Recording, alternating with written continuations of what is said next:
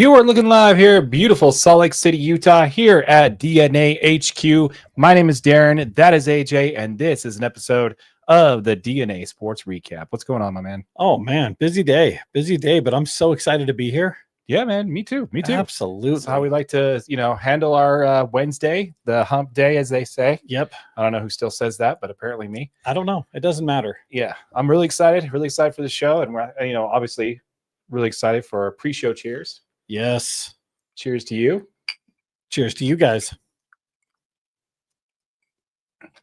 Still long branch on deck. So you guys got anything in the chat there you want to jump in and recommend? We'd love to hear from you on that. We do have channel legend Greg Hawkins jumping in saying, "Good evening, gents. Good evening to you, sir." Feels like I should say governor there. I don't know. Good evening, governor. There you go. Yeah, there it is. I got you, Greg.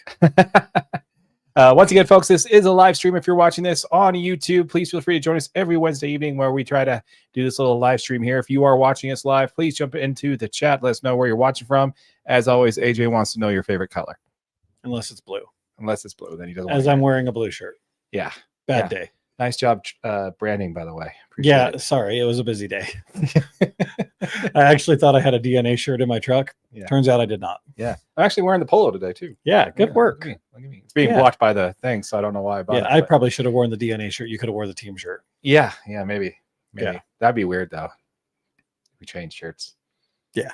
I mean, no, they wouldn't know, but we would know. We would know. And then we'd have to sit here all awkwardly for like the first whole 20-30 minutes before we got over it. Yeah, we would take a while to get over it. That's true. But yeah, anyway, back to the subject here. Subjects here. We're happy to be here. Happy to be talking sports with you. And we got a lot to get to. So let's go ahead and jump into what we're going to talk about today. We got a little bit of Utes chatter to talk about. A lot of Utes chatter to talk about, actually. Oh, yeah. We got some Utah hockey and some Utah Jazz. We got some stuff we want to cover there. Both of them are in their off seasons because just like it is in Utah, we don't have a professional team in the playoffs. So that's just how it is, life in Utah. Ooh. And in MLB, we got some good stuff going on with that, as well as, your favorite team, the Braves getting involved. Absolutely. And some stuff about the Yankees, which also should be entertaining. And, of course, obviously, we got to talk Dodgers because, it's painful for me to not have to talk about my Dodgers and injuries. So let's get into that. Yeah. You got anything else? No. Let's jump into the pre-video intros. Sounds good. Once again, folks, you are watching this on a live stream. Please jump in. We want to interact with you folks. Let us know where you're watching from, all that good stuff. And we'll get into it. Hello, Internet. Welcome to the show. Thank you for joining us on today's episode of the DNA Sports Recap. The University of Utah has some transfer portal chaos. Let's break it down. Utah Hockey Club is in full swing off-season mode. What do we hear from exit interviews? And the Utah Jazz, and with the Utah Jazz, there's a chance we get the number 2 pick. Who do we think the Jazz should take? In Major League Baseball, Ronald Acuna calls out the Atlanta Braves. All that and more. My name is Darren. That is AJ. And this is an episode of the DNA Sports Recap. Roll the intro.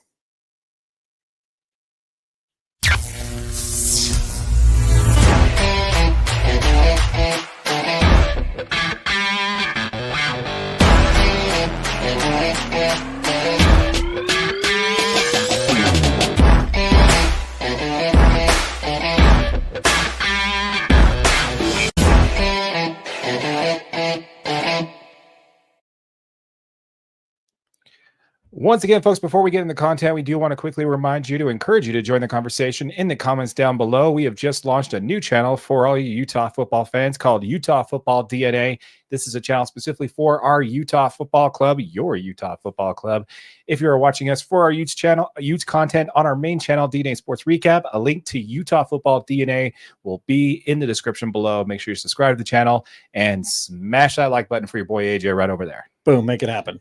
All right, man. So let's go ahead and jump right into the first story here, which is actually, let's talk about the transfer portal, man. That's where I want to kind of get things started here. Yeah. So after the Forever 22 game, which we'll get to soon, I know we're all looking forward to AJ's massive and complete breakdown of that game in its entirety. Absolutely. Play by play. He was at the game. His family was there with him. He's like, no, don't bother me. I got to take these notes for Darren. He's not going to, it's not like. It's true. I had my iPad out. I was taking videos. It was on insane. Twitter, checking the injury reports, everything. Yeah. But before we get into that, we did see in the Forever 22 game, we actually got to see Zacharias Williamson, going by Zach this year, by the way. Yeah. Don't know what that's about. Catch a beautiful pass from Devin Dampier in that game. Also dropped a fantastic pass from Devin Dampier. Yeah, that did also happen. But again, that's his coverage of that game. We'll get to that. Yes. He now has actually entered the portal. From what it seems now, which this could be a major blow because Zach Williamson was just Williams. Sorry, Williamson. Zach Williams was the number one returning receiving option for this team. That he puts his name in the kitty to see if he can find greener pastures elsewhere. Now, obviously, this doesn't mean that he won't be with the team next year. We saw this exact thing. Isaac Wilson pulled this exact same bullshit. I mean, the exact same strategy last off season, before what's the word I'm looking for? Portal period. Exactly. Thank you. Yeah. So that doesn't mean he won't be here. But what are your thoughts on how this is going to impact our youth, man? Yeah, I mean, this guy had a couple of really good games to kind of finish the season out. And I mean, just like you said, he was looking to be a huge part of the offense this year for the Utes, right? He was kind of the number one target. He's got a big body. He's got good hands. He does a really good job finding open space on the field and being ready to just catch the football and, get extra yards after contact. This kid was a stud, man. I was looking forward to seeing him. And to hear that he's going into the portal is definitely a little bit of a surprise. But I mean, the fact is we know with NIL money and all of the rumors surrounding some of the local schools in the States. Please don't tell me you're buying into all that crap. No, I'm not. But okay. Greg just commented tampering. So I had to go in. Okay. I just think that obviously, we're at a point now where I think these players are kind of probably starting to see what the offense is going to look like. Is it going to be a pass heavy offense like it was last year? I don't think so. I think it's going to be a lot of options, so I think he's probably just like, well, I want more receptions than probably what they're looking to give me. And he didn't play, he didn't have like a breakout game against a secondary Utes defense like he probably should have had. Right. And also there were some guys that did have really good games. And I think those guys are probably going to get an opportunity to catch some more balls. And with that being the case, I think it's just really easy for guys to just be like, yep, nope, this isn't going to work. Yeah, with Zach, I think it's a little different. With some of these other players, I think it's very much like, hey, this is what the role we play. After the spring game, they bring them into the office and like, hey, this is the role we're planning for you. Yeah. Probably even some of these people, they probably said, hey, you probably should put your name out there and see if you can get something a little more, because it's what we have to offer you. Absolutely. Based off of that. So I think there's a little bit of that there. But I also have to agree with you there when it comes to Zach. While we on the outside looking at it, this being one of the best receivers we had last year returning, to all of a sudden throw his name in there. And I don't know, man. I think it's really simple to look at it this way, but it's kind of a cop out, but it's also probably the truth. Occam's razor, the simplest definition is always the best, right? Yep. So, you got to follow the money, man. Where the money goes is where this is going. If he thinks he's got an opportunity to make more money elsewhere, he's going to put his name in the portal just to see, and then he's going to pull his name out of that if he doesn't get the offer that he wants. And I think that's all this really is. Yeah, absolutely. I mean, I totally think that could be the case. I mean, the good news is we have been hitting the portal. Obviously, now knowing this, we know we're going to have to go in the spring period and go try to find a wide receiver or two, and try to get somebody that's can bring some excitement to this offense and someone that's going to go out there and produce on the field. Yeah, I mean, we got until Friday for these people who have entered the transfer portal to decide, which there's also some other one, Jalen Davis, and David Washington. Right. They're also the other two that have announced within the last day or two that they're jumping into the portal as well. Now, this is not just something that's Utah's issue. I mean, BYU lost to several of their core key pieces that they had in last year's team as well. But it does definitely seem that the Utes are getting hit a little harder with this. I do want to kind of jump into some of these comments we're getting here from Greg. The first one is, like you mentioned there, tampering. And then he has another one followed up with, it's because of tampering. Tampering is a major problem. So I don't know, man. What's your take on the tampering thing? I think that tampering's probably always been a problem. I think there's always going to be, I mean, once you introduce the transfer portal, tampering is just, you're allowing it to really run rampant through the league, right? The fact is every single player can pick up their phone and say, and get asked the question, are you thinking about entering the portal? And if the answer is yes, all they have to say is, yeah, I might. What? And they can't. I don't think they can say much more than that. But hey, maybe the school could make it worth your time. Mm-hmm. Just give us a call if you enter the portal. So, I mean, I think NIL and the transfer portal is just a deadly combination. And Utah's not the only school that's dealing with tampering. There's going to be schools all over the country that are getting, players are getting phone calls. I mean, it was reported pretty widely last year that Boise State running back Ashton Jeanty was pretty heavily pursued to not go to the NFL because he had 1 year of eligibility left. Right. To take an NIL deal somewhere that would probably have made him more money than he's getting, in the mid first round of the NFL this year. So it's not just here. It's going to be everywhere. I don't know. What are your thoughts? I don't know, man. I'm right there with you, man. Caitlin Clark even was offered like a massive payday to go back for 1 more year. Yeah. And, she decided not to do that and go to the NBA because her endorsements aren't going to leave her if she's not in college. So didn't really matter for her that way. But I think I'm kind of spot on with you there. I actually think there's more psychology to this than what people are letting on. So unless you're my age, right, when you remember that Lavelle Edwards was 22-2 against the Utes. Yeah. I mean, against the Utes for BYU. You've only been around for this, dominance of University of Utah football over BYU. Right. And you're seeing all this stuff happen on the basketball side. We haven't seen any of these numbers be reported on the basketball side. We got that AJ Dabanza being like Ryan Smith's like 8th highest paid player on his payroll for BYU. Yeah. Even though he's not, SCG's paying him, right?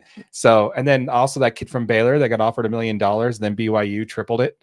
Now we're paying him $3 million. There's no evidence that kind of money is being thrown to the football's program like it is being thrown to the basketball's program. Right. However, if you look at it, the difference between the two schools, there are really 2 main donors that are in the 7-figure spot here. And this is something I learned off of ESPN radio on the drive with Spence Checketts today. There are really 2 7-figure donors to the University of Utah. And it's not hard to pick them out because there's buildings named after them up there. Yeah. But down south, there are at least 9 7-figure donors to that program. Right. Because, a lot of people down there from BYU, they start tech companies. They become very rich. They become very invested in what's going on there. One of them is Ryan Smith of the Jazz. He's spending a lot of money down there to get that basketball team where he wants to be. But there's no evidence that stuff's kind of transferring over to the football program. And here's my thing about that is that there has always been players that played for BYU and then ended up playing for Utah and then ended up playing for Utah and then came back to BYU. Even Winningham turned down his alma mater to coach for BYU to come to Utah. Like, this is something that happens every single year. And the only difference now is that it's out front and public that NIL money is being involved. Yeah. Is it possible that BYU is saying, oh, hey, if you were to happen to, sends a buddy over there that's on the team, like, hey, if you happen to enter the portal, just saying, we probably got a little bit more money for you. To think that that's not happening, you're going to be that's naive. Yeah. That's happening. But here's the thing. That's always been happening. Right. This is nothing new. This is something that's been happening in college sports for as long as it's been, even before NIL was around. And yeah, guess what, BYU fans? You have more money than Utah has now. That is quite clear. I actually talked to you about this when we first found out about NIL coming out. I'm like, this is good for BYU because BYU has plenty of money that they could offer players and head coaches. They just don't usually pay their head coaches, but now they got plenty of money they can offer players. They can do it all above board, and they probably weren't willing to do so before because it was considered wrong. Yeah, absolutely. So now it's all above board. Now they can do it. They have more money, and Utah's kind of getting the short end of the stick on some of this stuff. Yeah. That's just kind of where I'm at there. I don't think it really has anything to do with the fact that it's now, they're specifically targeting you. BYU had a much better year last year than Utah did. Why would they specifically target all their players to bring them down? Yeah. I mean, and realistically, it's not like the U's done anything yet. They went and got a new offensive coordinator. They went and got a new quarterback. But I mean, especially if you're in the program and you're seeing what this offense is going to look like, I think they're obviously going to have much more luck, recruiting and getting some of these guys that are defensive players because we send players to the NFL. Yeah. But offensively, you've got to be an absolute breakout for the U to even have a chance in the NFL. Dalton Kincaid, is a perfect example. Dalton Kincaid. I mean, Tyler Huntley. Yeah. You know what I mean? Like Zach Moss. Some of these guys are like, they were absolute stars and there was no doubt they were going to the NFL. Yeah. But it's the defensive line. You're like, who? Oh, Yeah. wow. Yeah. I mean, it's just Drafted in the second round, huh? It's Yeah. just much different for offensive players at the U. Yeah, I'm gonna have to agree with you, man. We want to hear from you folks. Let us know what your thoughts are in the comments down below. We're getting a lot more into the whole Utah BYU thing coming down here in a minute, because I definitely want to get into that subject more, but I want to get in these comments here. Let's go ahead and start with the first one we got from Greg Hawkins here. It's like, if you're offering NIL 10 times what your kid is making here, then how can you blame the athlete? Yeah, you definitely can't. You definitely can't blame the athlete on that one, for sure. I know I wouldn't. Just like we were talking about with the Baylor kid there. If you're paying a guy $100K and he gets offered $1 million to go somewhere else, he's going to jump in to the portal. Yeah. It's just basic math. Yeah, basically exactly what we're kind of saying there, Greg. See, the athletic program quite literally leaked to the media that they were being tampered with in football.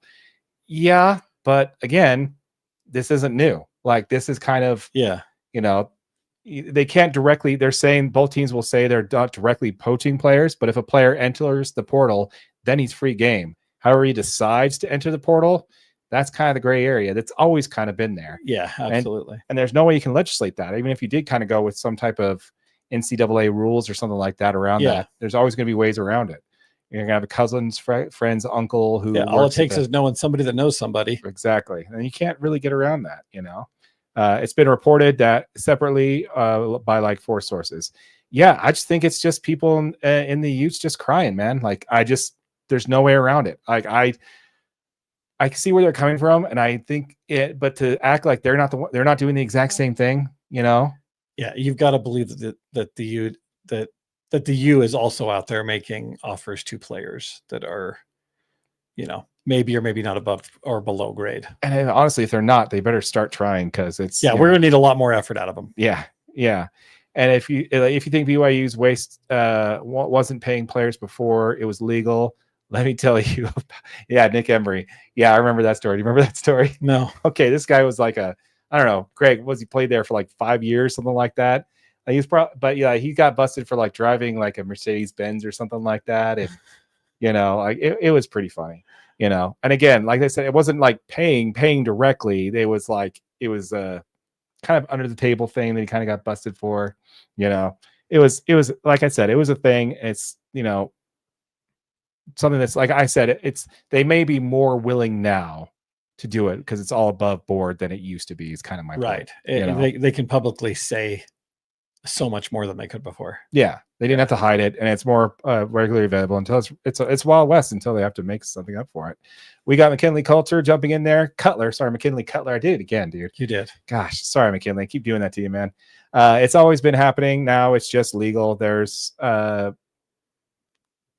are poaching players from everyone. I know Baylor is pissed that BYU poached their star point guard.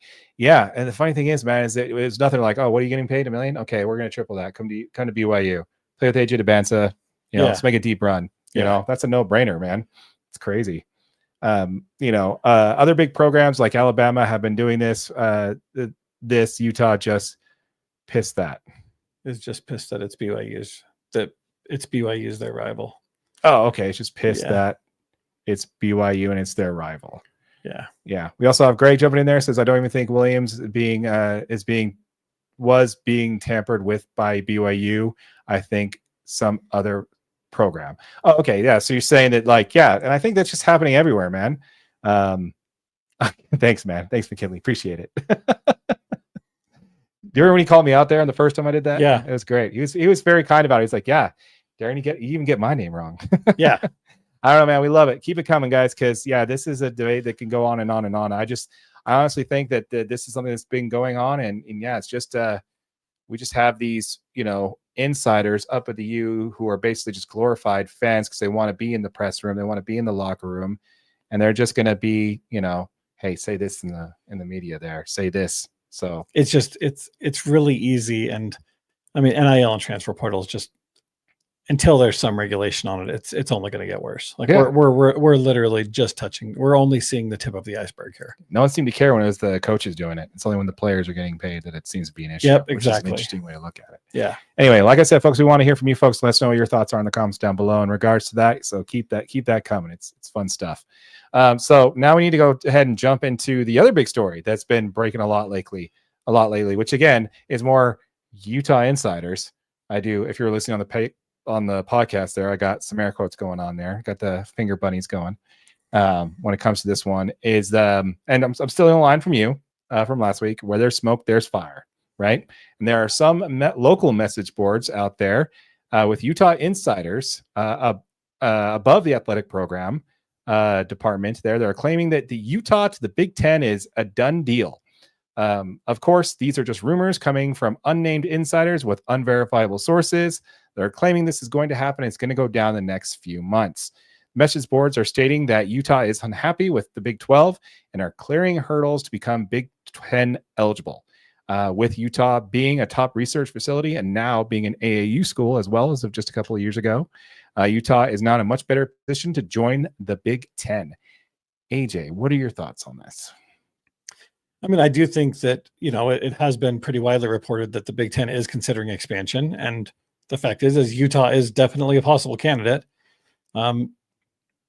I don't think that I don't know if there's much to this quite yet, right? I mean, anybody in the Big 10 is obviously going to appreciate Utah's consistency. Obviously, it's been, a great football program, but there's going to be a ton of programs that are going to want to join the Big 10 when that place does happen.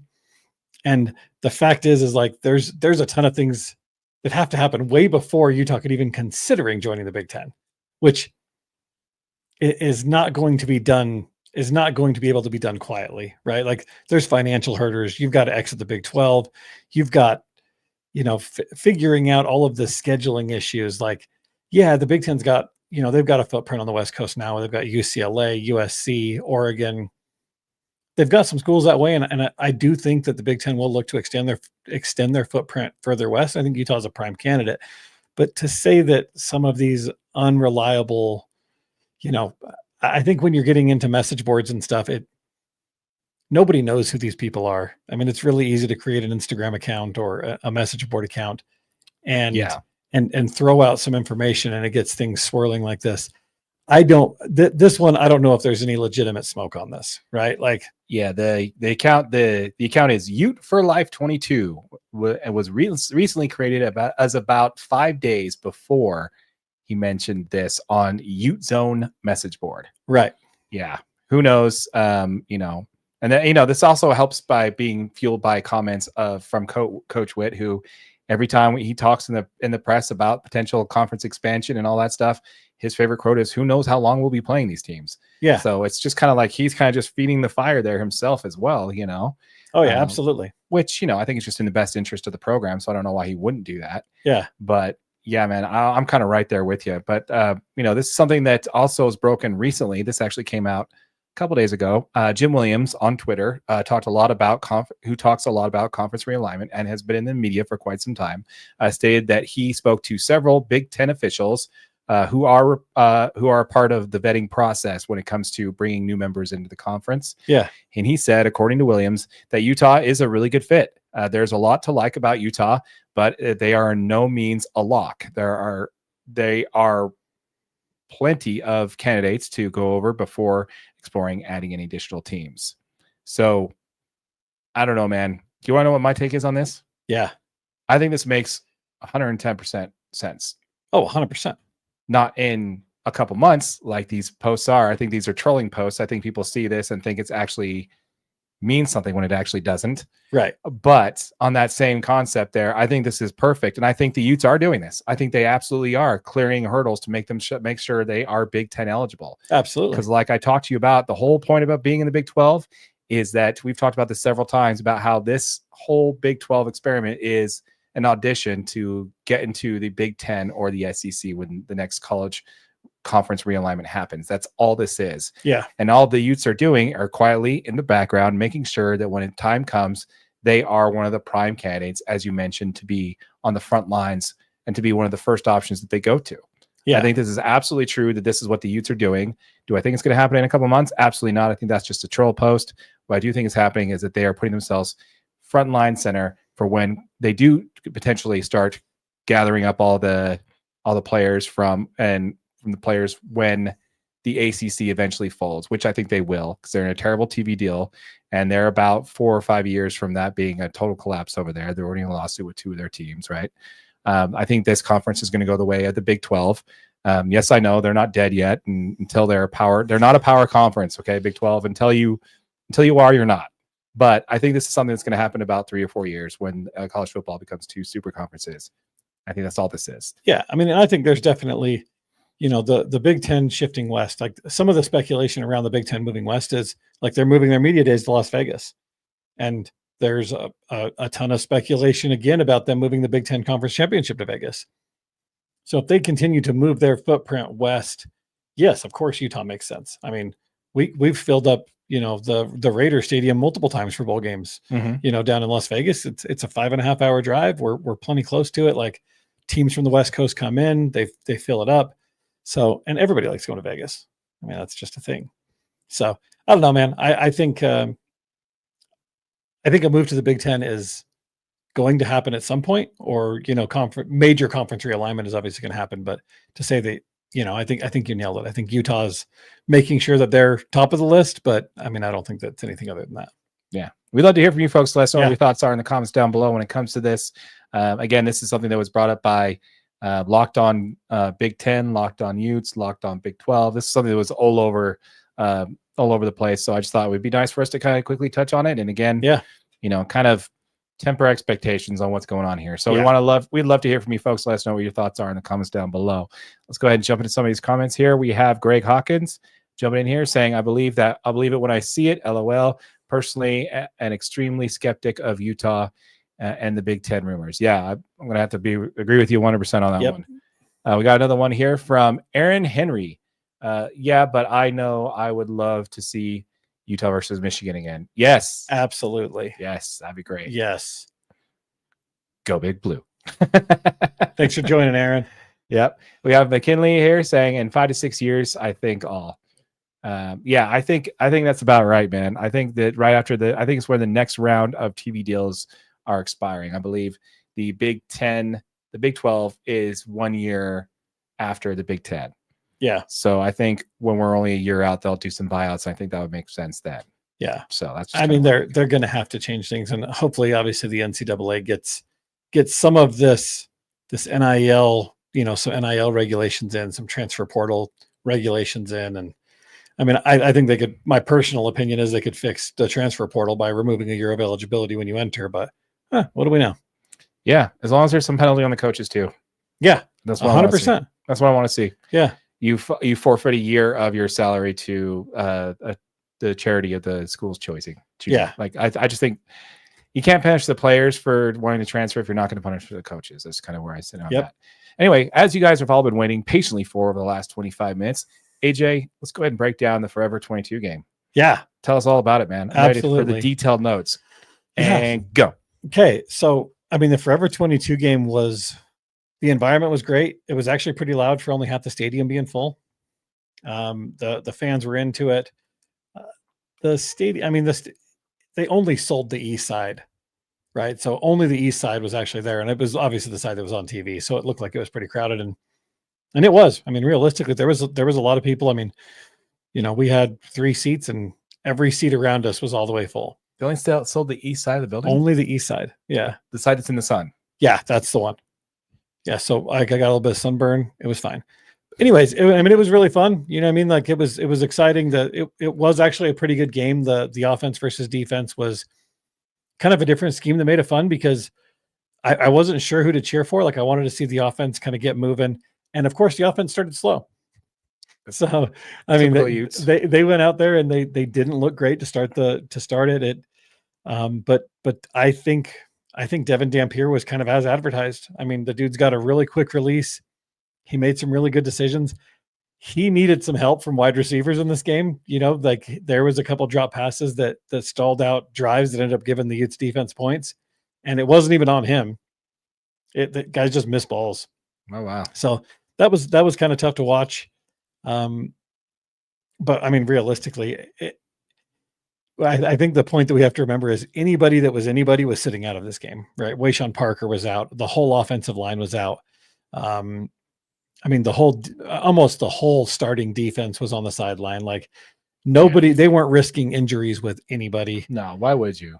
You know, it just wasn't worth it. And you could tell it. And, as the game progressed further, you're seeing further and further down the depth chart kind of out on the field. Mm-hmm. And that actually kind of made it more fun because you saw guys just absolutely fighting for their life. It was, I can't remember his first name, but Shaw's his last name. He's obviously the running back coach's son, or I can't remember who Shaw is. Anyways, he's a running back, and dude had some great breakoff runs. Looked, very, very quick. Made some great lateral moves to, make some good moves upfield. It was a fun game to be at. We had a blast. The weather was beautiful, and it got me excited. 4 more months of football season. There you go. There you go. There's the complex breakdown of the Forever 22 game, man. You're welcome. Love it. We want to hear from you folks. Let us know in the comments down below what you think of the Forever 22 game. Yeah, man, I'm kind of right there with you, man. It's basically just a great way to get out there, see the boys in red, hear the padded helmets hit, each other for a little bit and get a hot dog and just enjoy it, man. Enjoy the atmosphere, because let's just face it, man, the first 3 or 4 games of the year get really, really hot. Yeah. So to have a nice, cool game. And I think the player that I was probably most impressed with, and I forgot to go into that real quick, but the player I was probably most impressed with might have been Bird Ficklin, the third string quarterback. Dude's big. He's got to be 6'3", 6'4". I'm not sure what he's listed at, but he's big. That was my standout guy from the first scrimmage. Yeah. This dude, pick. He's got some zip on the ball, man. Watching him get the ball up the field, he made some really, really impressive throws. He dropped a couple over top that, turned into good plays. He wasn't off target a whole lot. He wasn't a lot off target. Like he wasn't missing receivers, but he's big. He's athletic. He's left-handed, which was super weird. But I don't know. I really liked him. I was like, wow, this guy, I kind of like this guy. Yeah, dude. He was my guy when I was talking about, when we talked about the spring. He was really fun to watch. I'm awesome, man. Well, you heard it here first, guys. The exclusive breakdown for DNA Sports Recap by your boy AJ. You're welcome. Exactly. You are all welcome. Let's go ahead and jump into some of these comments here. We also have another comment here from McKinley Cutler. It says big to medium schools that just will just be one of 3 super conferences. So Utah to the Big Ten isn't that surprising. No, I'd have to agree with you on that one. Would you rather them be in the Big Ten or the SEC? I think I'd rather go Big Ten. I think so too. Yeah, I think so too. I think they fit better in the Big Ten. Maybe conferences just go away and we do an East and West like professional sports. Yeah. We actually did a video that never actually made it, but we talked about kind of some of the conference realignment and what we thought it would be. So you guys let us know your thoughts. You want us to break it down again? We're more than happy to. Yeah. And I think it makes all the sense in the world and to follow the pro model, because as long as everybody's getting paid and everything's going like this right now, you're professional athletes. It goes back to the Jerry Seinfeld joke there, is that in all reality in college sports right now, all you're doing is cheering for laundry. Yeah. That's all you're doing. You don't remember, the players on the jerseys aren't the same players as the year before. It's just been crazy. Yep. So we have the next comment here is from Aaron Henry. Where's the complex part? Let's talk about your breakdown. Where was the complex part? Yeah. Your sunburn is really showing. Thanks, Aaron. I like that. It's actually just a red light behind me, but it's fine. East and West would be an interesting to see. Yeah, it would be. I think I agree with you on that. Once again, folks, if you are joining us on DNA Sports Recap, keep in mind we did launch a channel specifically for your Utah football content called Utah Football DNA. And this is where all of our Utah football content will be posted first. So make sure if you are watching this on our main channel, DNA Sports Recap, you check out Utah Football DNA. It'll be linked in the description down below. So be sure to check that out. And consider subscribing if you like the content and smash that like button for your boy AJ over there. Absolutely. And if you're watching on YouTube on one of our short videos, just know this. Oh, that's not the one. If you're watching on one of our short videos, that's not even, I guess we don't do that here, huh? It's in the end. If you want to do it here, though, that's cool too. I was thinking that. Anyways. Yeah. Anyway, we also got more University of Utah stuff coming your way in the merch store. So be sure to check it out. Do it. All right. Let's go ahead and pivot on over and talk a little bit about Utah hockey. Let's do it. Wrong button. Just took the backdrop off. Yep. There we go. I'm killing it, dude. Here we go. Darren doesn't know where he is. I don't know where I'm at. All right. Let's talk about Utah Hockey Club.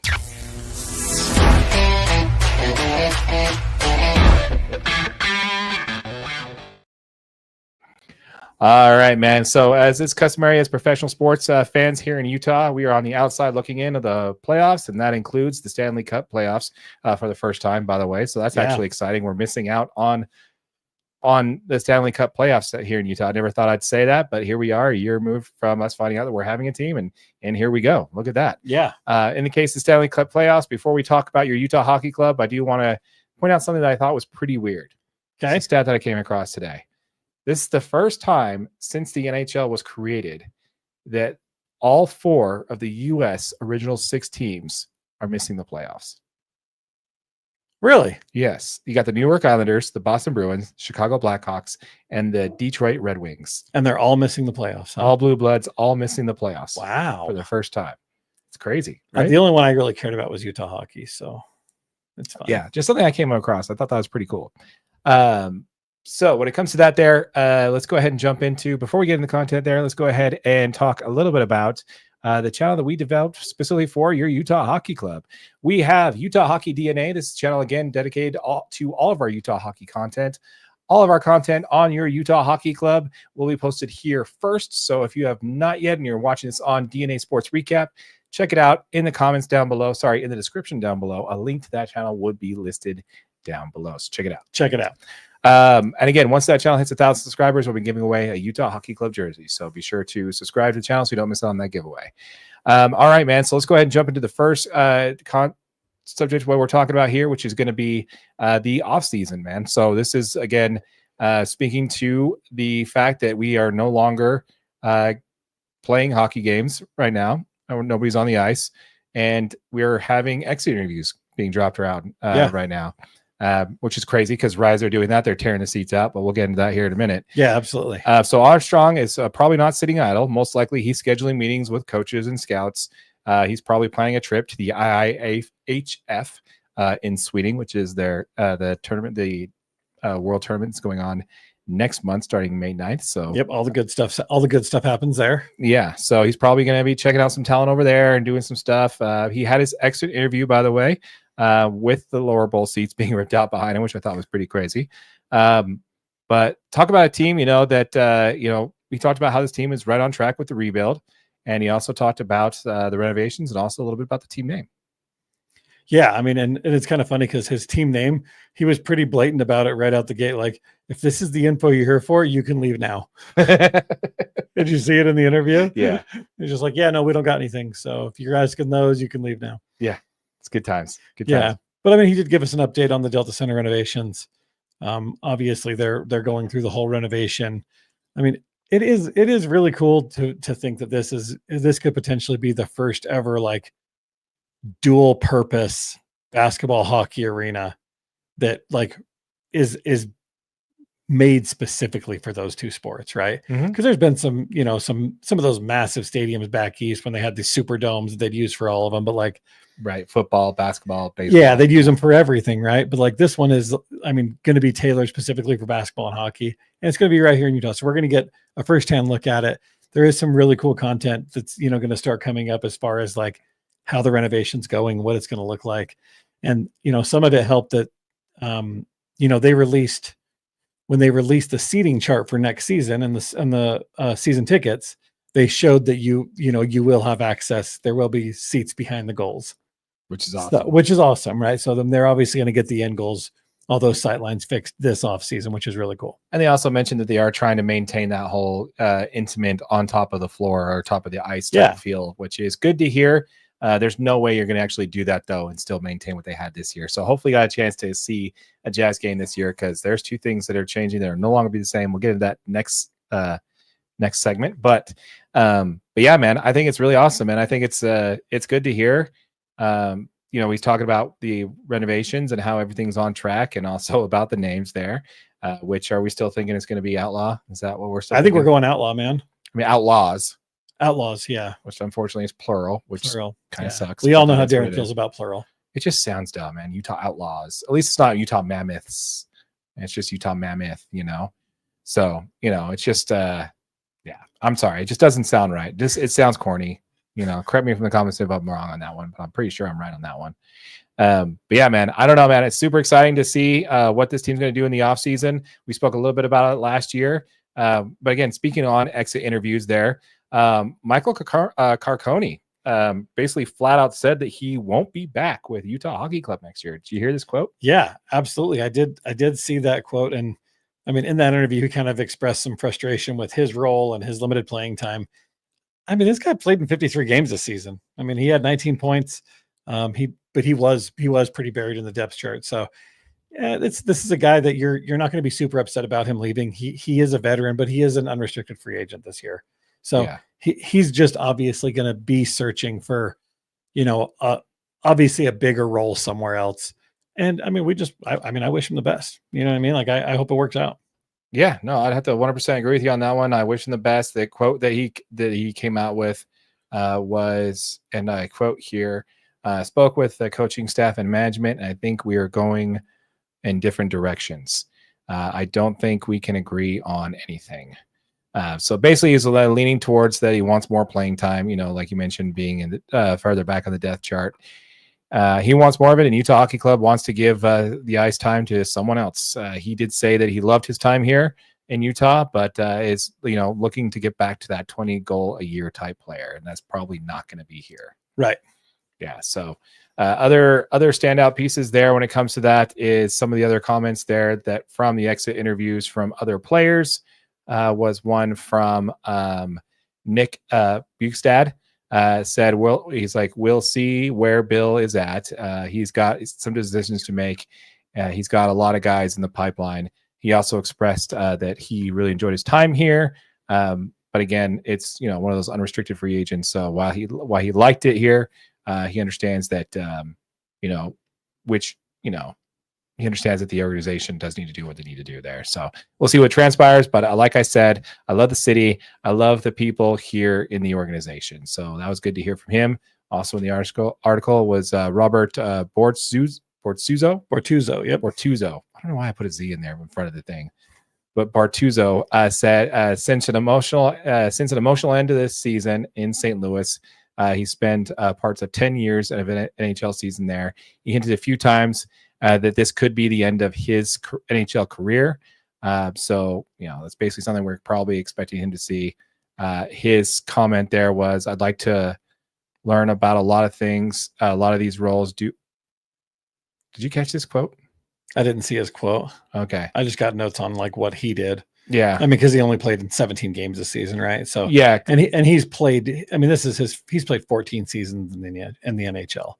So kind of one of those valued veteran leadership guys. And like you mentioned, that final game of the season was kind of emotional. This guy's had a long, great career. You don't blame somebody for hanging it up after 14 seasons of getting your face punched in. Oh yeah. I'd like to kind of learn a lot about what these roles do first. I don't know. I really enjoy the media aspect. I enjoy working with the young guys. Can't say that I haven't thought about a lot, but I guess I asked guys about certain roles, but obviously I got to put a little more thought into it. So that's basically what he talked about when he talks about retiring or returning. So yeah, a couple of comments there from others as well. But it's simply put there, got anything else on this? Yeah, I mean, I just think, to kind of close this one out, like this team is going to be very much focused on like internal evaluations this season. They have a lot of really young talent. They got a lot of really good talent in the pipeline. And that's actually going to give some of these younger guys some of the uncertainty going into this, especially as, unrestricted free agents. I mean, we do got Jack McBain, who's a restricted free agent. He's talked about how much he loves it. And I guess him and the team both expressed mutual interest in kind of continuing going forward. And, obviously we hope to see Jack McBain back next year, but there is going to be, this team's got some self-reflection to do. What can we do to actually be better this year, especially with the talent that we do have? These guys are going to be even better next year. And I'm just totally looking forward to the offseason. Yeah, I am too, man. And I think you nailed it, man. All the comments coming from our unrestricted free agents all said something. I would love to be back. Love my time here. Yep. But they really need to understand their roles better before they commit to anything. And I think it's exactly to your point. They either A, need to find out what they got with these young guys, or B, move, or B, shift to some more veterans. Yep. I think just the Utah Hockey Club's done with, gathering draft capital and young talent. I think they realize, okay, once we got everybody back healthy, we made a good push. And if it wasn't for an all-time great push for the St. Louis Blues, they would have been right in the thick of it to get that last wildcard spot. Yeah. To make the playoffs. So I don't know, man. I really love to see what happens with this team during this offseason. Make sure you guys tune in to Utah Hockey DNA for all the updates there. We'll be covering any changes in the news story there. Be sure to check us out on our main channel for the full podcast on everything we talked about today as well. But we really love to hear from you folks on that as well. Let us know what your comments are.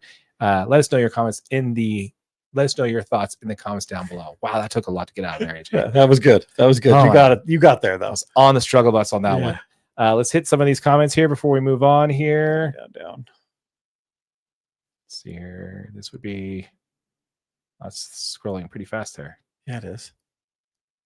Next, 2 down. That Aaron Henry one. This one right here? Yeah, next one down. Oh, yeah, next one down. Mm-hmm. Gotcha. Okay, let's see. Glad to see you guys are still going strong. I've missed a lot. Gotta do some catching up. Oh, well, thanks, Henry. Appreciate it. Make sure we got so many videos, man. Yeah, just check them out. Just hit like on that button. And make sure you hit like, and then go check out the other channels. Subscribe to those too. You got this, buddy. Yeah. Yeah. we don't have any invested interest in it at all. So why are they waiting to tell us the team name? It's been an entire season. Honestly, man, I think they've known the team name for several months. I agree. I think they would have had to have known the team name. Yeah. The fact is like, we know that the NHL made an exception last season with moving the team to get jerseys in production and all that kind of stuff. This team knows what the name is moving forward. And I'm really impressed that they've kept this tight-lipped about it. Yeah, I think the team knows, and I think the jersey fabricators over at FanX knows too. Yeah, 100%. Or Fablix. Someone's going to leak it. Yeah, probably already has. If it's Utah Hockey Club, I'm cool. But if it's that stupid Yeti with the faux hawk, man, I'm so done. I am so done. We also got another comment here from Greg. Says, I think it's going to be Utah Hockey Club. Yeah. I'm all right with that, man. Like, I could see it staying. I like it, dude. Like, it's unique. It's the only thing that's different from everything else. Like, everybody else is like Outlaws is fine, but every minor league team in the country has a name Outlaw. It's overused. Mammoth is fine, Yeah.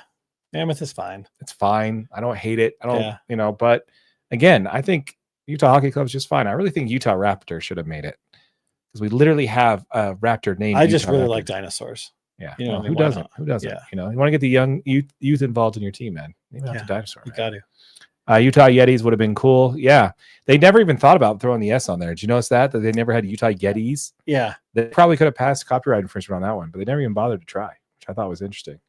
But yeah, so again, folks, no gestures, dude. You'll throw off our camera there. Oh, that's true. That's true. Every single time. I think we turned it off. Yeah, you did. I think we finally did turn it off. Yeah. But yeah, so again, folks, like we said, check us out, Utah Hockey DNA. A link to that channel will be in the description down below. Once we hit 1,000 subscribers on the channel, we'll be giving away one of those Utah Hockey Club jerseys. So make sure you subscribe, and so you don't miss out on that giveaway. Check it. All right, let's go ahead and talk a little bit about the Utah Jazz, shall we? Let's do it. Not the one. Jesus. Right. Here we go.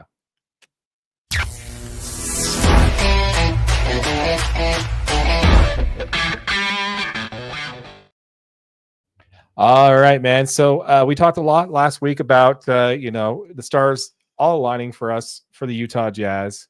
We went back to yellow this week, huh? Yeah, I like it. Yeah, I'm feeling it. All right.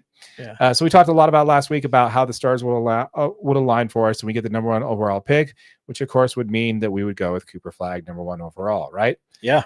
So whoever last week has officially announced over this week that he is going to the draft, which is good news. Yay! Cue party music. Yeah, which is interesting because he still can back out of that depending on who gets the number 1 overall pick. Absolutely. So he still has the option to go back to Duke. So see what happens there. He's like, oh, okay. He can't get back out of it. No, he still can. He has about until like 3 days after the draft lottery is announced to go back to Duke or not. Yeah. Which is really interesting. But anyway, we want to talk about on this episode here of Utah Jazz DNA is we want to talk about what happens if Utah gets the number 2 overall pick. AJ, who are you taking at number 2? First of all, boo. Okay. I mean, that's just the first thing I got to say. Okay. Just flat out boo. But honestly, I mean, there is some really talented players in this. And I think to get to this point, you really have to look at what the current roster is, what do we, and obviously this is a job for the Jazz staff, but like, where do we think we need to grow as a team if you don't get Cooper Flag, if you don't get your center point? And then you've got to look at, like some of the stuff we talked about last week. Are you sending it back into full rebuild? Do you move all kinds of pieces? Check out our video from last week. It's got a ton of good, kind of concepts about what we do if we don't take the number 1 draft pick. Yeah. Really It'll good be stuff in that one. Somewhere. Yeah. We'll put it on here somewhere. I think with what we currently have in Markkanen, we got Keontae George still. We've got Walker Kessler. Taylor Hendricks, I think, is going to be a key part to the core players in this program. And this is obviously assuming we keep Laurie, right? That's one thing I've got to make clear here is that's for next segment. Don't go in there. Okay. Right. Don't spoil next segment. Okay. Yeah. Good point. I think we go Ace Bailey. Okay. I Run think, your line. Yeah, absolutely. Ace Bailey he's a 6'10", small forward out of Rutgers. This dude is an elite scorer. He's very, very explosive. He's got a ton of athleticism, and he is probably the next best franchise centerpiece where you may need to make some changes to your roster, but this guy is the closest to Cooper Flag you're probably going to get. They're about the same size. He's probably a little better scorer than Flag is. Flag is obviously more of a well-rounded, high IQ, versatile type player, but Ace Bailey's a fantastic scorer. He's just the kind of player that we would need, especially if he can get his 3-point shooting on track. I mean, he shot just over 34% in college, which is right on track with kind of some of the players that we've got right now. But he's a big time rebounder. He is pretty good at seeing the floor, and he was healthy, which is a very nice thing that you have. So I think if we're going number 2, I think we got to look at Ace Bailey. I like it, man. I like it. So now takeathon.com has the number 2 prospect being Dylan Harper. I know. We have a video on our channel, which, by the way, thank you very much for watching that video. We have quite a few views on that one, so appreciate it. Yeah. Dylan Harper's dad, Ron Harper, right? Yep. I have R. Harper here. I don't know why I didn't fill out the first name. Ron Harper. I mean, Ron is a really long name. I know, 3 extra digits. Only 1 if you count the period. Yeah. But anyway, so Ron Harper did say on Twitter multiple times that he will not let his son be drafted by the Utah Jazz. Yeah. We have a whole video on that. We appreciate it. With that said, AJ, I have to say that we call their bluff. Yeah. We call their bluff and we take them anyway. Oh, I mean, there's nothing he can actually do, I don't think. I mean, you're going to throw a big ass fit. And here's my thought on that. In my mind, you chose to play at Rutgers. Yeah. You weren't alpha dog like Cooper Flag. You chose to face weaker competition in college. You still have something to prove, and you simply aren't good enough to dictate where you want to play in the NBA. Yeah. So I really like him. I'm just concerned that his dad does, stay true to his word and will block it. But Harper averaged 19 points, 4.5 rebounds, and 4 assists per game on 48% shooting in 32 minutes per game. He is a 6'6", 215-pound point guard. Yeah. You know my take on the Jazz when it comes to point guards. They're all too small. They're all too small. And I think this is a perfect role for what the Jazz need. The Jazz need a point guard, AJ. They do. And this guy is a fantastic fit because he really is like a natural scorer. He's a great shot creator. He understands dishing the ball and making good decisions. Do we have a player that fits that role perfectly right now that's 6'6"? The answer is absolutely not. But we do have Isaiah Collier, who is a natural scorer. He is good at creating his own shot. And I don't know if you want to take those minutes away from Isaiah this early in his career. Yeah, I mean, is Dylan? I mean, obviously you're going to use a number 3 pick on him, right? So there's much more upside to this.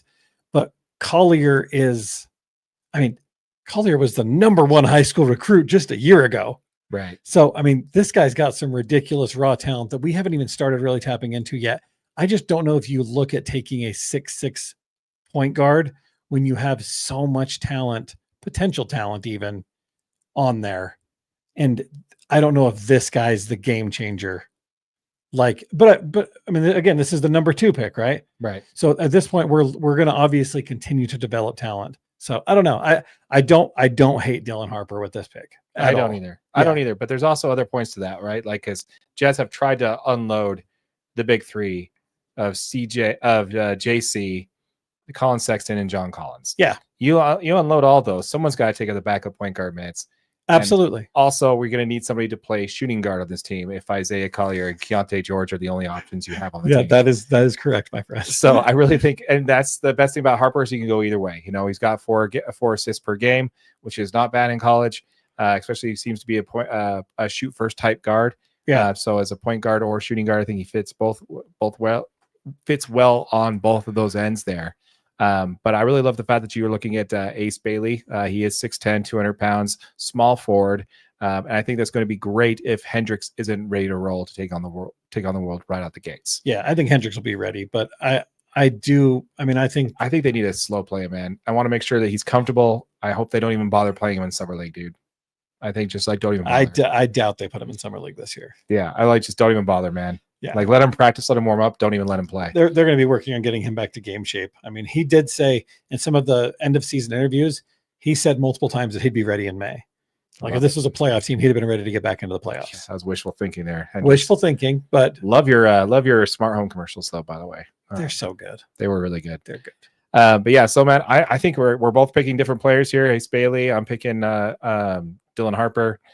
You can't go wrong with either one of those, but look for things to change next week when we talk about how the Jazz are going to go with the number 3 overall pick. Absolutely. So with that said, we both have our picks there. Go off of what you're saying. The Jazz decide to take Ace Bailey. What do you do with the rest of the team for the offseason? If you take Ace Bailey and we get the number 2 pick, at this point, you are going to be pivoting away from Laurie. That's all there is to it. If they don't get the number 1 and get Cooper Flagg, I think they probably pivot away from Laurie. I think they just dump it completely. Really? I do. I think they probably go straight fire sale, and we will have another season of horrible Jazz basketball to watch. Okay. I like it. Here's my take. They don't pivot away from our core. They keep everybody. Okay. They do get rid of everybody they've been trying to trade for everybody forever. They just give them away, and all those guys are on expiring contracts. I mean, to be clear, it's not going to be nearly as difficult to move any of those guys next season. They pay for half of John Collins' contract to ship him somewhere else. Yep, probably to Golden State, where he could be of huge help out down there as a power forward. Yep. But I think what you do exactly what you did this year. If you go with Ace Bailey, great. If you go with Harper, great. This basically just Isaiah Collier and flip all 2.0. I think the problem is you're going to begin losing trade value on Laurie. I don't think you care about trade value with Laurie. I think when he signed because he wanted to be here from the long term. I think he does. I mean, I think he does. But at what point do you devalue the asset that you have in Laurie and lessen the return that you could potentially get for him, right? Because if you can get 2 first-round picks for him, and one of those first-round picks happens to be next year. Yeah, see, I think I think you're done with first-round picks. Yeah. The Jazz have not done well when trading for first-round picks. All their first-round picks they traded for are now still playing basketball, AJ. So that doesn't help us a lot, So I think that they kind of missed the point there. You mean that 23rd pick that we got from Minnesota this year? Yeah, for Rudy Gobert. Thanks, Ainge. Great work there, buddy. Yeah. Jerk. I don't know what he was thinking that, of course he's going to take the max. Of course Donovan Mitchell's going to take a max contract with the Cavs. He's not going to leave a supermax contract. No one's going to leave that. They're putting all their dice in they're not going to stay with those franchises. Oh, jeez, it's ridiculous. Damn man. it. It's just big oversight. Yeah. I say you keep all of them. You keep the talent, and then you run it back again because again next year is still stacked. You got AJ DeBansa. You also have the Boozer kid that is potentially going to be available in the top 2 pick. And again, I bet you his dad doesn't block him going to the Jazz. Yeah, definitely not. Carlos, come on, man. Come on. Yeah, come on. You spent a lot of time on the bench when a lot of Jazz fans were rooting against you, but we were rooting for you, man. Yeah. Well, and Boozer still comes back for all the Jazz. Oh, yeah, dude. I mean, he's got nothing pretty involved in the community, and he's still friends with Darren Williams, who lives in Salt Lake. So. Yeah, nothing but good things to say about Utah, and I absolutely love that. I got nothing bad to say about Carlos Boozer, man. He had some of his best years here. Wasn't all-star. Definitely had some of his best years here. It was great. Great. But we want to hear from you folks. Let us know what your thoughts are in the comments down below. What you think about your Utah Jazz. Who do you think they're going to take if they ended up with the number 2 overall pick? We want to hear from you in the comments down below. Let us know what you think, what your thoughts are in regards to that. Let's jump into some of these comments, man. Yeah, there's a ton. Yeah, appreciate you guys. All the engagement. It makes this show way more fun. Yes, it does. It really, really does. Yeah. First comment we got is from McKinley Cutler. I am taking Dylan Harper. Yeah, man. I think it's a safe bet for sure. Aaron Henry, Harper would be the best fit. Yeah, really for me, the only concern there is his dad, man. Like that's really kind of the only thing that I'm worried about. It's definitely a scary thought, but I think he did come out and I think he stepped back on his statement. He did, but then he immediately retweeted it again like a week later. Oh, okay. He came out, somebody else said Jazz line number 2 and go for Darren Harper. And he's like, not if I have anything to say about it. Again. Okay. Like a week later. So I think he's pretty serious about that. But like I said, dude, you might as well send him to like freaking G League Ignite if that team was still around. But we have McKinley Cutler saying not even a hard choice. Now if we fall 3 or lower is when it gets interesting. Stay tuned to next week, man. Yep. I got a good pick already for that one. Honestly, I love Johnson maybe even more than Ace Bailey. Okay. Ace's shooting scares me a little, and the Edgecombe disappears. And Edgecombe disappears. Yeah. He disappears in his shooting, or he's going to be gone in the draft sooner. Like, what am I missing there? What does he mean by Edgecombe? I think he's saying Edgecombe he didn't play great for Baylor at the tail end of the season. Oh, that's right. That's right. Okay. That makes sense. And Aaron also says here, there is nothing he can do about stopping it.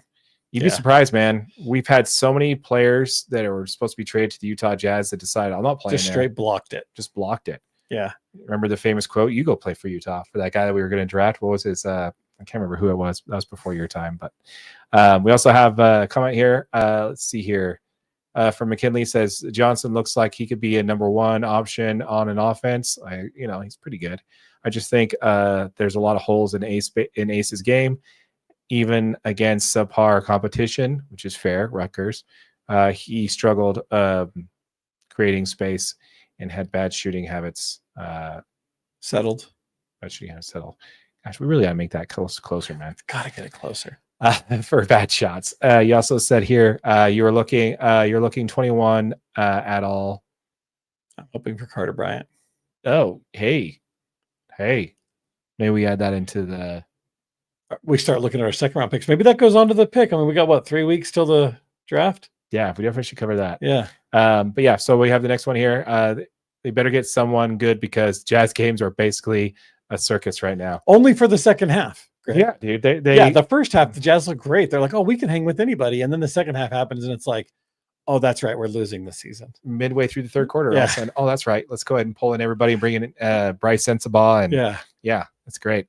Flip was awesome though, man. Flip had a good year. I mean, Bryce Sensabaugh finished the season shooting red hot. I mean, again, a lot of fun players to watch on this Jazz team. And I think if we actually move to wanting to win basketball games, I think this team could be a lot more deadly than people are giving them credit for. Yeah, well, that's the internal optimistic fan over there, AJ, on this one. He thinks Danny Ainge can do no wrong, and the SEG is a great ownership group. Me, on the other side, I'm a little bit more skeptical. I just always think the Jazz can win. I mean, I think every year is our year. That's just who I am. It's how it is, man. It's how it is. We got a glass half full, glass half empty. Like, just leave the bottle for me. Edgecombe trends to pull. What does it say? Oh, Edgecombe tends to pull the same disappearing act that Cody does. Not as bad as Cody, but still worries me, especially if we're using a top 5. Yeah, I wouldn't necessarily use him on a top 4, maybe a 5 if we fall that far. Oh, don't even put it into the universe, Darren. 47% chance. AJ has always been a dreamer. Yes. That is true, my friend. I like it. I like it. Every season's my season, buddy. You know how it goes. That's right. He actually picked the Utes to win the conference championship last year. Yep, sure did. I think you did too, actually, just for the record. There's a YouTube video. Check it out. No, I didn't. I said they win the conference, not the. Oh, I chose them to win the college football playoff. Yeah, you said national champion. On their way to the national championship. I'm like, hey, we had Cam. Yeah, it's going to happen. For 2 games. Once again, folks, we want Once again, folks, we want to remind you, if you're watching this on our main channel, DNA Sports Recap, we do have a sub-channel specifically for your Utah Jazz content called Utah Jazz DNA. All of our content will be posted here for Utah Jazz first. So jump into the description of this video. Check it out. A link to that channel will be in the description below. Once this channel hits 1,000 subscribers, we'll be giving away one of those sweet new Utah Road Black jerseys, the Black Mountain ones. Those are super cool with the purple accents. Check it out. We'll be dropping that. We'll be giving that away once this channel hits 1,000 subscribers, so be sure to check it out. And yeah, smash that like button for your boy AJ right over there. Do it. All right, man. Let's go ahead and jump in and talk a little bit about Major League Baseball, shall we? Yeah, I mean, it's that time, dude. It's that time. Major League Baseball. It's our favorite time, isn't it? Oh, dude, I absolutely love it. Absolutely love it. Yeah. All right, let's talk MLB, baby.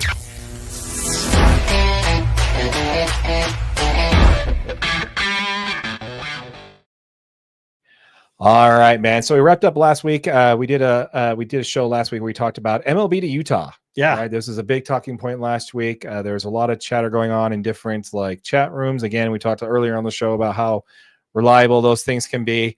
But I think we did a little bit of digging, and what we've seen on a lot of these message boards where people were seeing that Miller media invite message and construing that as that they're announcing that MLB was coming to Utah, when officially the announcement was that they officially purchased Real Salt Lake. That's correct. That's what I found. That's what I've basically, through the digging that I did anyway, that's what I came up with.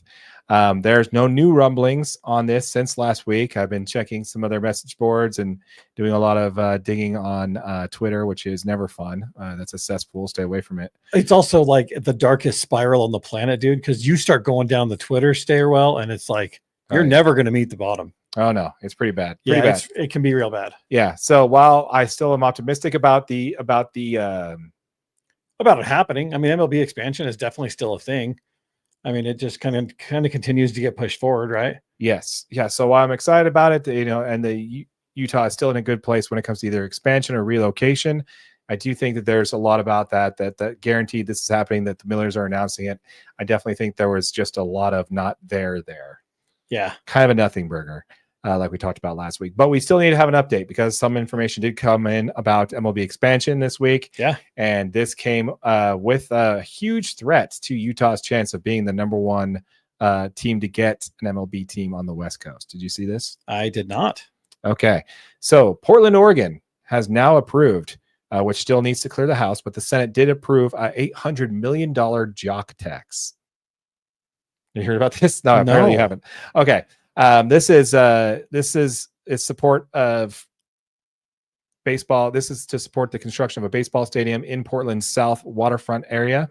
Senate Bill 110 allows all state income tax from the team's employees, not just the players, but all employees, as well as the visitors. This includes all the visiting teams' income tax, because when you're on the road, you pay income tax for the states. Absolutely. Yeah. All that will go to fund the building of their stadium. Wow. So while Utah is using an increased sales tax for rental car rates for those who are out of town, they're taking the income tax from the team overall on their payroll to pay for the stadium build. This is a huge jump from the original number of the bond they got in 2003 of $150 million. It's now at $800 million. Current mayor of Portland, Keith Wilson, has a huge supporter of this bill as well. The ownership group of the Portland Diamond Project, who is led by retired Nike executive Greg Cheek. So what made Utah the strongest candidate in the West to get a team was strong ownership group, right? Strong ownership group. And then that $900 million in public funding didn't hurt anything. Yes. So the strong ownership group. Okay. Boom. Portland has that too now. Yeah. Have a great shovel ready site. Boom. Portland has that now too.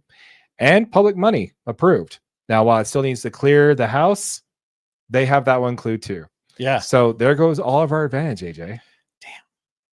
We were so close though. Yeah.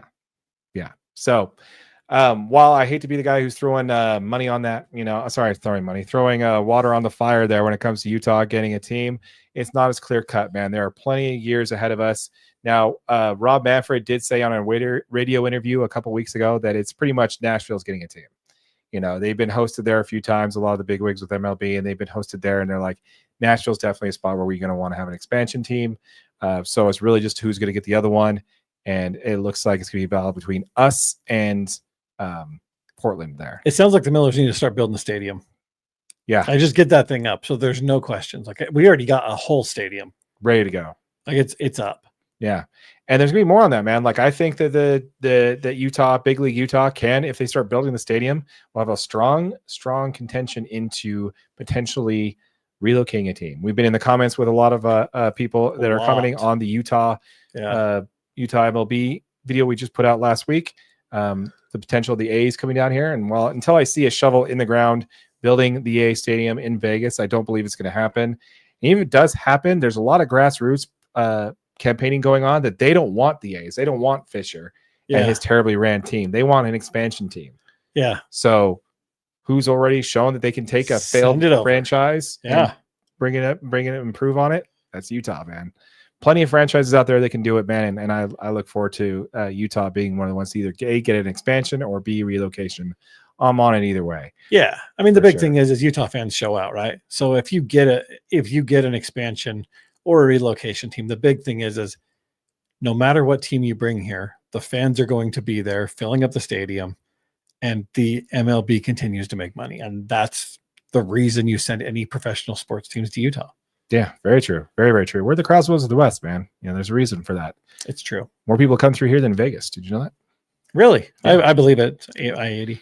Yeah. So we have, how about the Cubs and Dodgers series at Wrigley? Dude, Greg, you are hitting the nail on the head right there. I cannot tell you how frustrated it was to come home from the Bees game last night that I was at, which was a lot of fun to watch the Dodgers AAA affiliate play the Bees last night. That was a lot of fun. Oh, that's really cool. Yeah, I got to see Bobby Miller, the guy who tucked the beam out the head. Did well, gave up 1 run, 5 innings. You walked too many people, but you got some good strikeouts. So it was good. That had to be really fun, dude. It was fun. Yeah. It's really cool how you could see the bullpen from wherever in the stadium. Like you can see if there's somebody throwing in the bullpen, it's backlit. And if you're sitting above the bullpen, you can actually turn around and heckle them like, hey, Bob, it's really cool. I love those videos. Yeah. It's super fun, man. Yeah. It's a great stadium. If you haven't got a chance to go check out a Bees game, I recommend you do it. Stay away from the fries. They're terrible. And the Philly was dry. So just word for the wise. Damn. Go to the J-Dogs food truck. Ooh, I love J-Dogs. Yeah. So dude, I could go for J-Dogs right now. Yeah. Just saying. Skip a lot of the stuff, and it's the burger was okay, but the fries, everything's pre-made and then put in a warmer thing, so the fries get bad really fast. Yeah, and just don't waste your $15 on that, man. It wasn't worth it. Pizza was good though. You heard it here first. Pizza and the J-Dogs food truck for sure. So anyway, back to that on the MLB side there. When it comes to that, the Dodgers have been playing against the Cubs at Wrigley. I didn't get to see how the game ended tonight. I had to leave. I had to turn it off for this. So I don't know how that game ended, but hopefully it was a good season, good series. What I could not stand is that, here's a funny fact, AJ. The Dodgers have not scored more than 8 runs all season. Really? And we scored 10 runs against the Cubs last night and still lost by 1 run. What are they doing? We're getting there. We'll get to that in a minute. We're getting there. But before we dump on my team, let's go ahead and dump on yours, AJ. Yeah, let's get into it. Yeah, let's go ahead and get into that for sure. We love a good dumping on our baseball teams. Pause. All right, let's first talk about the Atlanta Braves. Now, Ronald Acuna Jr. Calls out the Braves, man. Did you see the story? Absolutely. Absolutely. So this whole hustle story happens when Jared Kelenic fails to run really hard on a fly ball that he assumed was a home run. And after this happens, he's kind of asked, the manager, Brian Snedeker's asked about it in post game, and he just kind of nonchalantly answers that, obviously hustle's, encouraged, and, we can't have, players acting like that when they're obviously out on the field. Yeah, I got the exact quote here. Mark Bowman asked after the game if he spoke to Kelenic about not running out that play, and he says, "Was I supposed to?" Yeah, and that was then posted on Twitter. Right, and the response to that is Mr. Ronald Acuna Jr. himself, and he comments, "If it were me, they would take me out of the game." He did later delete this post, but it kind of brings up this point to a whole double standard, because it's actually happened. In 2019, Acuna was benched for lack of hustle. Ender Inciarte in 2018 was benched, and Marcelo Zuna was even benched. All of these were lack of hustle offensive plays where, I mean, very specifically, Brian Snedeker benched these players because they weren't actually hustling. Yeah, the funny thing is Jared Kelenic ran into an out at second base. Yeah. At least Ronald Acuna Jr. was safe at first. Right. So, there's that. The thing about this is also that this is a tie game, man. Like, tie game in the sixth. What are you doing? Like, even if it is over the fence, just run, dude. Like, just what are you run. doing? What is your take on this, man? Do you think, like, what's going on here? I think that this is a great position not a great position. Okay. This is highlighting the fact that there is a potential for a double standard here, right? Now you can go into, what you think Brian Snedeker and why he wouldn't say anything to Jared Kelenic, but the problem is Kelenic hasn't even had that great of a season so far, right? Like, he hasn't played great defense. His offense is really struggling. I mean, he's got like a 180 batting average right now. And Ronald Acuna is coming back, and I think he'll be the one to take Jared Kelenic's spot when he comes back. But you have to set a constant standard when you're coaching professional players, and not coaching a standard is very detrimental to a professional baseball organization. Yeah, well, 2 out of the 3 players you mentioned were key players for that team. And they were also Absolutely. younger players. Yeah. So these were faces of the team that were younger that Snicker got on and did bench them. Yeah. Afterward. Jared Kelenic is a journeyman. He's not one of the leaders on the team. Should also know better. Should know better. Yeah. And actually, that's my point. Did you see the comment by Ken Rosenthal on this? No, I didn't. So Ken Rosenthal stated that everybody in this scenario should have known better. Right. Jared Kelenic should have ran out the ball. He should have known better. Brian Snicker should have said something in the media saying, yeah, we're going to talk to him about it. Yep, exactly. Just right out the gate. Question is, no, I haven't had a conversation with him yet. It's coming. Yeah. And then third, Acuna should have known better. That if you had a problem with it, you bring it up with the team. You don't air it out on Twitter. Yeah, that's probably the worst possible scenario you could have had, especially because the last thing you want to do as a not even just a player, but you're the star, like one of the star players for this organization when you step back on the field, right? I mean, you are MVP, the face of this franchise. So for you to come out, all you're doing is building a perception of favoritism or inconsistency within the coaching staff, which is not what anybody in the Braves organization wants, right? Like, you want to show that you are united as a team, that you've got trust in your players. To call out your head coach in this scenario is 100% the wrong thing to do. Yeah, I 100% agree. And then I also will say this to back up Snicker. He has no responsibility to tell media what he's saying to his players. Absolutely. He could have just said that. He could have reamed them. He could have said, hey, dude, what are you doing? We got a lot of injuries right now. I can't bench you because we need to try and win games here, because they're in the cellar right now, man. If they want to try and get out, they need to get out. They need to win some games, so they can't exactly bench him for a third string option that they're going to have to pull it from AAA anyway. Yeah. So they really can't afford to bench him. So him not saying, oh, I'm not talking to him, is probably just a way for him to protect his player and protect his confidence. Yeah. Jared Kelenic knows what he did was wrong. He probably is beating himself up more about it. I don't think this story had to be as big as it was, but you're 100% right, dude. I think that what Acuna said was something he shouldn't have done. But then again, there's a whole lot of they shouldn't have done around this. Yeah. The worst part is this is what we're talking about. Did you know the Braves sweep the Twins? The Braves won 4 straight games, and we're not talking about that. We're talking about this. Yeah. Which is something that is really kind of disappointing for your Braves. Yeah. They won 4 straight, and we're not talking about that. Yeah. They're finally turning around and getting some dubs in there, and we're not talking about that. We're talking about some bickering on Twitter. Yeah. Twitter bickering is our best. And again, spiral. Yeah, which is just telling you how unimportant social media is in today's society. Not YouTube, 100%. obviously. YouTube's great. Yeah, make sure you guys watch YouTube, this channel specifically. Make sure you subscribe to all our other sub channels. Got some great content coming out.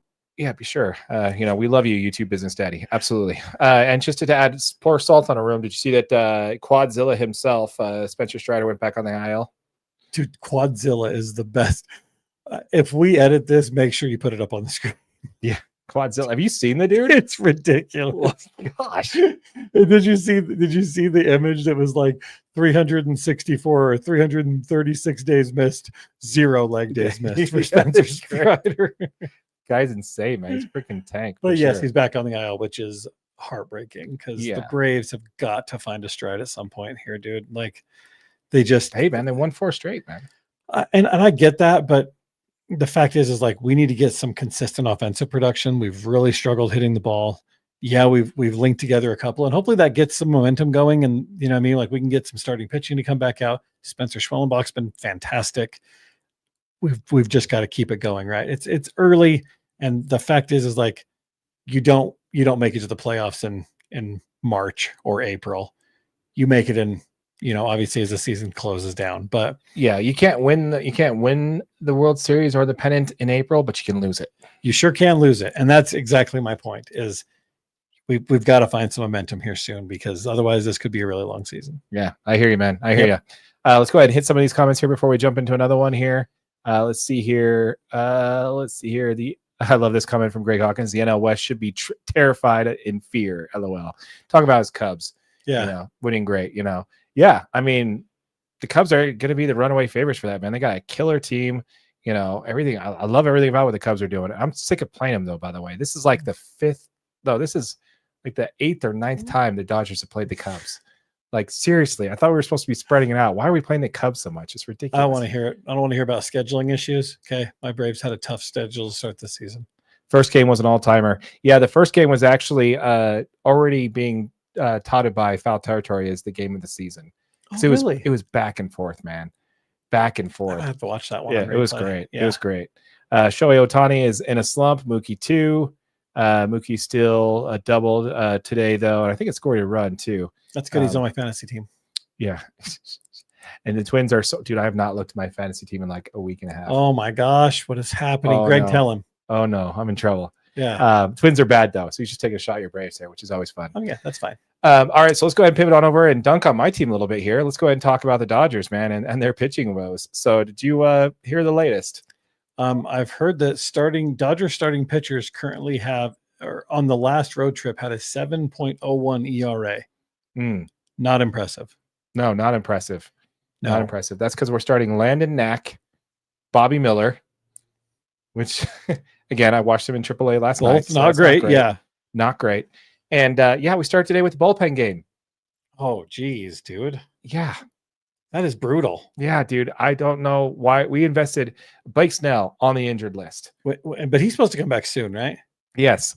Tyler Glasnow had to leave early on 2 out of his last 3 starts. He had to leave early, this time with cramps in his ankles and his legs, you know. And now Blake Trinan, Mr. Airbender himself. Sorry, that wasn't that's for player for the Yankees. But yeah, Blake Trinan, Mr. Wiffle ball, MLB the Show types, change up and sliders. Stupid pitches. Yeah.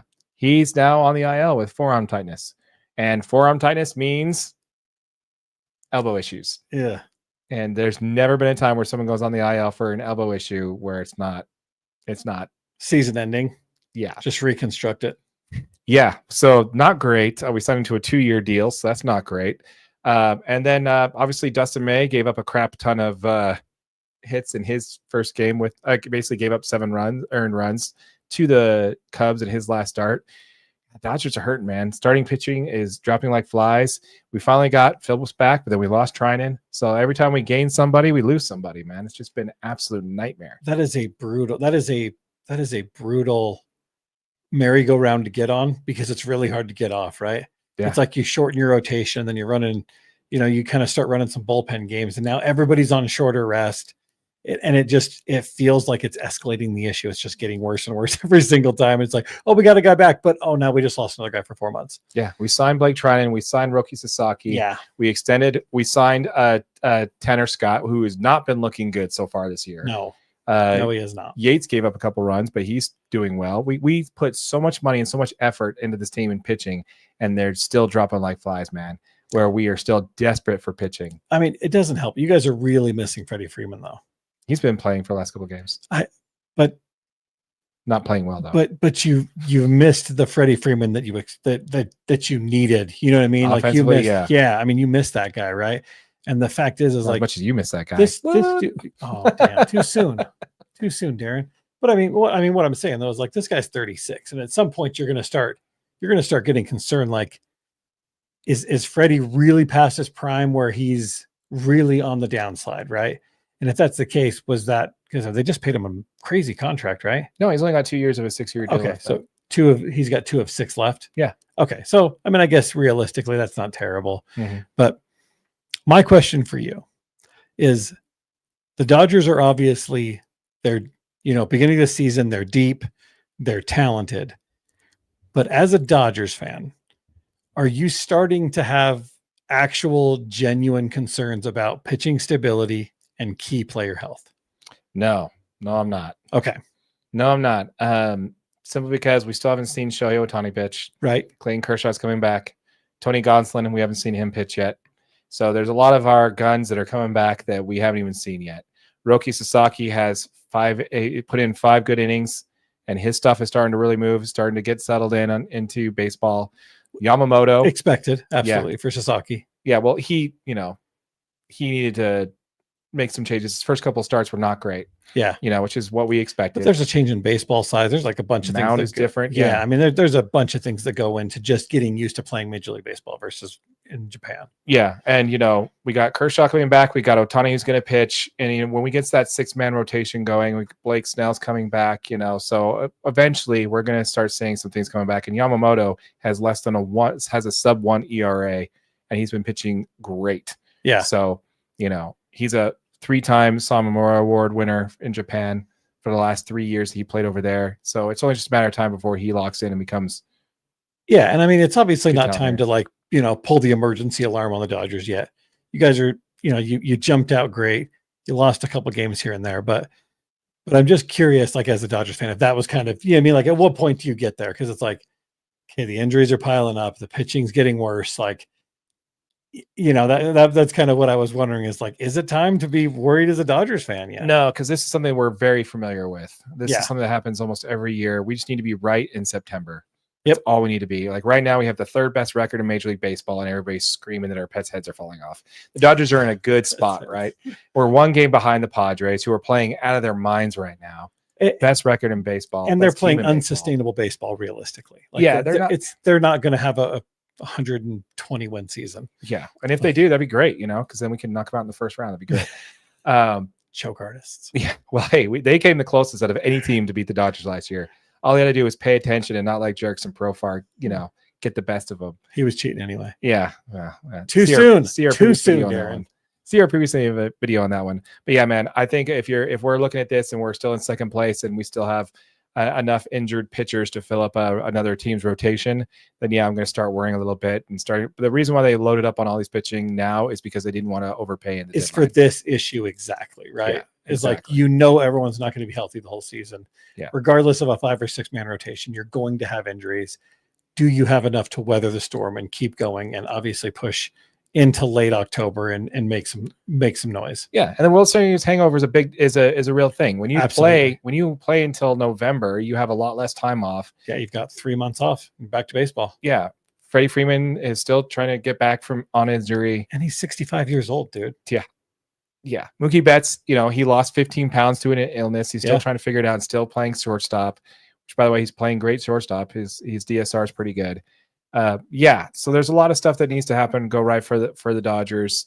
I don't think that it's not time to panic yet. If they don't win the division, so what? I don't really care. Yeah. As long as they're right and ready to go when September, October comes around, I'm still fine. Yeah, absolutely. Last thing I want to talk about is a segment I want to call "No Good Deeds Go Unpunished," man.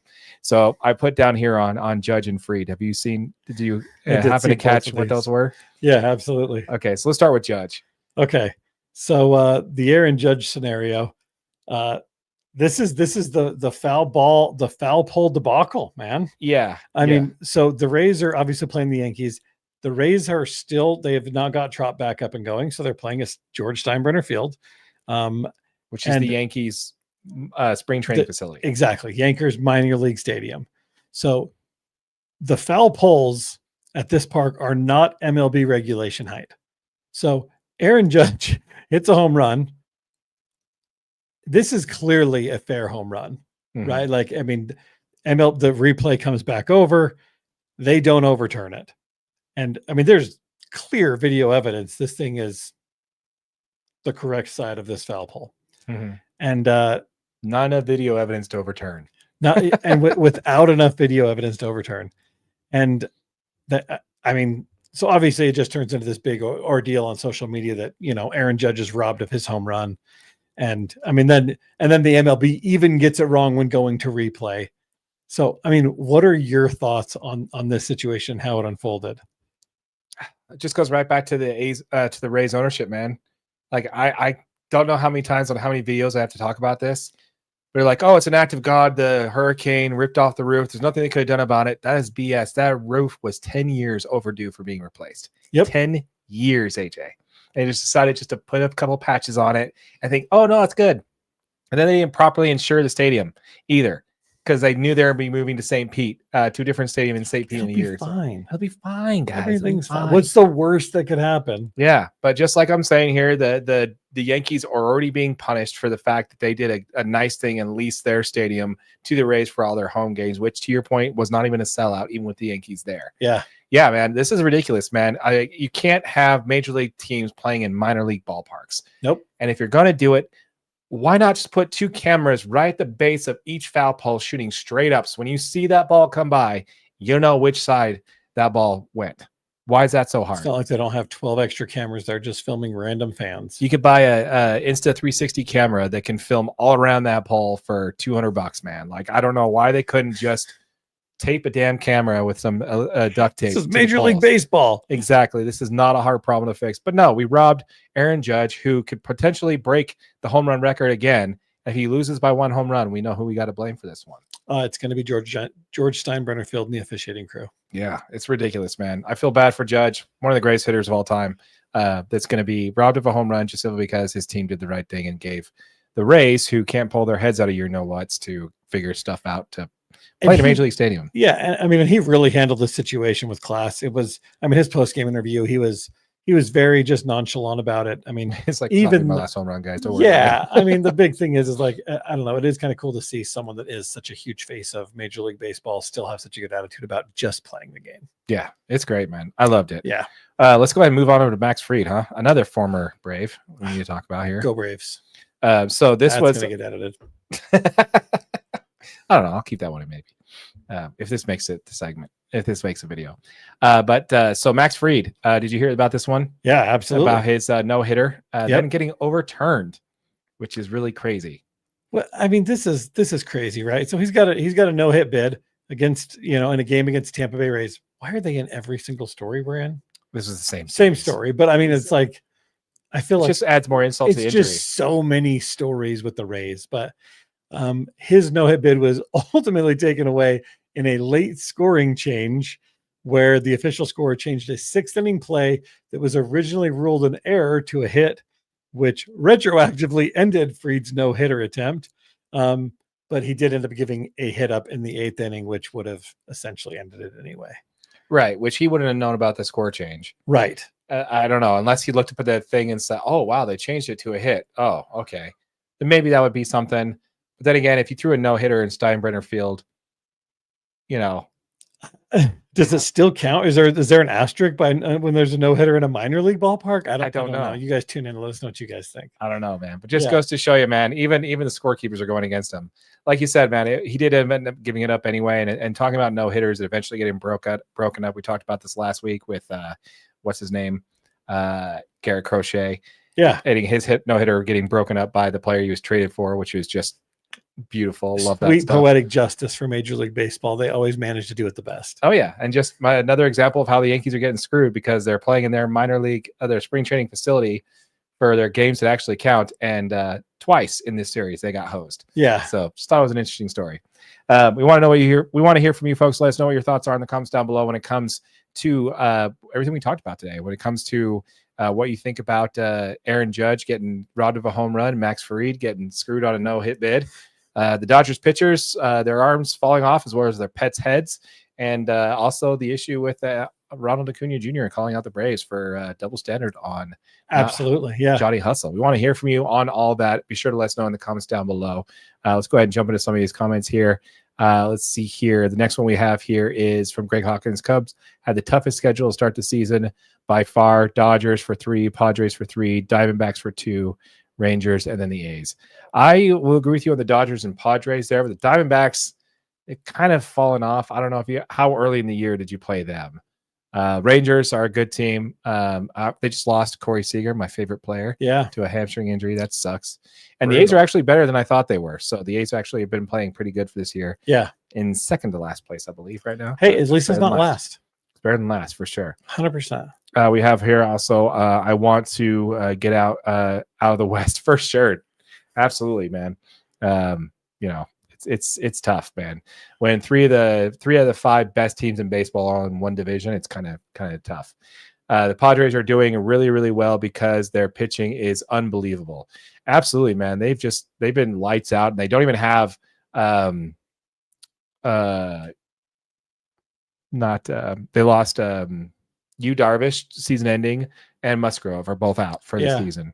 So that's kind of crappy, but they're doing fine, man. They're doing great. Cease is pitching out of his mind, which is not so much offense on that team. Yeah, and obviously Dylan Cease isn't nearly as good as Dylan Crease. So no, that's true. And if you know, you know. Yep, OG DNA right there. For those who know, you know. And also we pissed them. We plated them just before we played you. We played them just before we played you. Oh, okay. Gotcha. But yeah, we want to hear from you folks. Let us know what your thoughts are in the comments down below when it comes to everything we talked about today. As a reminder, folks, if you're watching this on YouTube, this channel did just hit 1,000 subscribers a couple months ago. Once we hit $500 in AdSense revenue, we're going to be giving that back to you. 5 subscribers are each going to earn $100 each. So make sure you subscribe to the channel, hit that notification bell so you don't miss out on that giveaway, and smash that like button for your boy AJ right over there. Boom, I appreciate it. And if you're watching on YouTube on one of our short videos, just know this is available as a podcast, the whole episode in its entirety, wherever you get your audio. With all that said, my name is Darren, that is AJ, and this has been an episode of the DNA Sports Recap. Till next time.